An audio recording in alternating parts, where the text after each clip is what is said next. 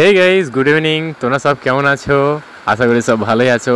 আর তোমাদেরকে একদিনকার ব্লগে তোমাদেরকে বলে দিয়েছিলাম যে পাহাড়িয়া এন্দুর। তো পাহাড়িয়া এন্দুর দেখো কীরকম আমাদের ইঁট ফুটো করে কীরকম গোল করে বিজির মতন দল লাগছে, মনে হচ্ছে বিজিতে কেটেছে, কিন্তু এগুলো বিজিতে কাটেনি, এগুলো পাহাড়িয়া এন্দুর। তো এই ফার্মে আসে, পোলট্রির খাবার খায়, যে তোষ লিটার ধানের চোঁকা ছিলকা যেটাকে বলি, তো সেই ছিলকাগুলোতে ওরা বাচ্চা বাড়বে, তার জন্য ওইখানে ঢুকে থাকে। তোমাদেরকে দেখাবো যেখানে আমার অনেকগুলো তোষ আছে, মানে 16-17 প্যাকেট তোষ। তা সেই তোষগুলো যদি দেখো, ওরা সব বস্তাগুলো এমনভাবে গোল গোল করে চাক চাক করে কেটে দিয়েছে।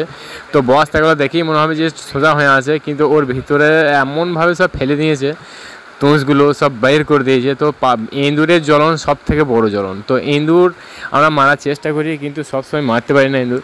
তো এঁদুর বিষ খাবে, ধরো তো মরবে, তো খায়ও না। তো আজকে কাঁকুড়ি নিয়ে বিষ দিয়েছি, কাঁকুড়ি ধরেছি, তো কাঁকুড়ির পেটে দুটো বিষ ভরে দিয়েছি এঁদুর মারা।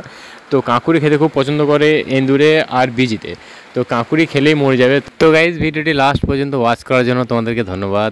Bye bye, tata.